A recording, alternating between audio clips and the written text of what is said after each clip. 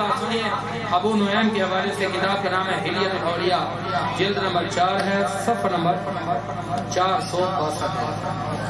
یہ بنی اسرائیل کے ایک شخص کی بات ہے کہ بنی اسرائیل کا شخص جو بڑا گناہگار تھا، سیاہکار تھا، بدکردار تھا، لوگ بھی بڑے تنگ تھے، زمانے والے بھی بڑے تنگ تھے، مر گیا، وقت اخیر آ گیا، لوگوں نے اس کو گھوڑے پہ پھینک دیا۔ یہ سند کے ساتھ کر رہا ہوں، بڑی ذمہ داری کے ساتھ۔ اچھا، اللہ تعالیٰ کا پیغام آیا اللہ کے نبی موسیٰ کلیم اللہ کے پاس۔ اللہ رب العالمین نے فرمایا کہ اے پیارے کلیم، یہ میرا پیارا ہے، یہ میرا پیارا ہے، اس پیارے کے لیے کوئی کفن و دفن کا بندوبست کرو، اہتمام کرو۔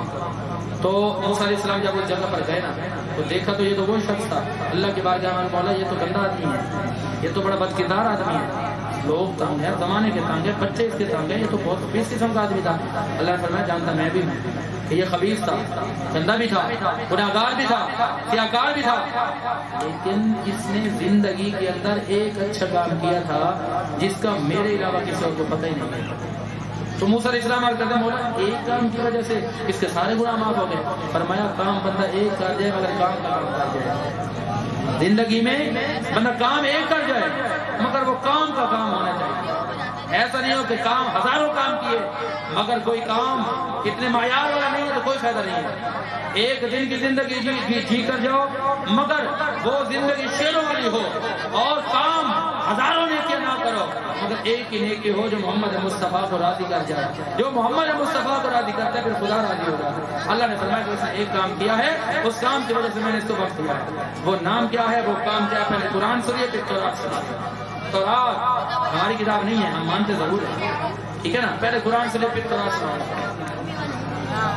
اللہ کریم نے قرآن کریم میں ارشاد فرمایا محمد رسول اللہ، اور اسی طرح تورات کے اندر بھی فرمایا محمد رسول اللہ۔ اللہ رب العالمین نے تورات کے اندر بھی نام محمد لکھا، زبور کے اندر بھی نام محمد آیا، انجیل کے اندر بھی نام محمد آیا، قرآن کے اندر بھی نام محمد آیا۔ اب امام زرقانی نے لکھا، تفسیر قرطبی جلد 5 صفحہ 271 پہ لکھا، شفا شریف جلد نمبر 2 صفحہ نمبر 171 پہ لکھا۔ اس کے علاوہ قاضی عیاض نے اور جگہ پہ بھی لکھا، دیگر محدثین نے بھی لکھا ہے کہ نام محمد کو عام نہیں سمجھنا۔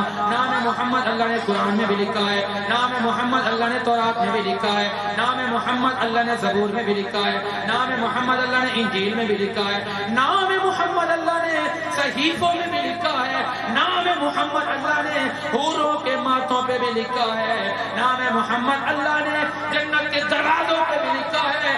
نام محمد اگر پوچھتے ہو کہ اللہ نے لامکانوں پہ بھی لکھا ہے، اگر نام محمد پوچھتے ہو اللہ نے عرش کے پایوں پر بھی نام محمد لکھا ہے، عرش کے پایوں پر بھی۔ میں تورات کے اندر بھی نام محمد تھا۔ نام محمد تو اس کو کہتے ہیں کہ جو ایک مرتبہ نام محمد رہتا ہے، اگر کافر ہے تو کافر نہیں رہتا، مومن ہے تو جہنمی نہیں رہتا، مومن ہے تو جہنمی نہیں رہتا، جنتی بن جاتا ہے، کافر ہے تو کافر نہیں رہتا، مسلمان بن جاتا ہے۔ اب آؤ ذرا اس نے کیا کام کیا؟ تورات کی بات عرض کر رہا ہوں، تورات کے اندر یہ بات بڑی ہے۔ کلما نشر التوراۃ ونظر الی اسم محمد، فرمایا کہ ایک دن یہ تورات کھول کے بیٹھا ہوا تھا، اس کے دل میں خوف خدا آیا۔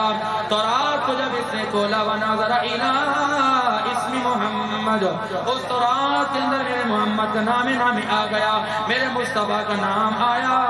جس فرقے پر، جس ٹکڑے پر، جس جز پر میرے مصطفیٰ کا نام لکھا ہوا تھا، جب اس نے اس کو دیکھا تو وہ گرنے لگا۔ اس نے گرتے کو سنبھالا، آنکھوں پہ لگایا، بوسا فرمایا، پھر اپنے سینے پہ لگایا، اپنے سر پہ لگایا۔ اللہ کریم نے فرمایا وَبَشَّرَهُ الْمَلَائِكَةُ بِالرَّحْمَةِ، اس کا نام چوم کر آنکھوں پہ لگانا تھا، میں نے اس کے گناہوں کو نیکیوں میں بدل دیا اور اس کو میں نے جنتی بنا دیا ہے۔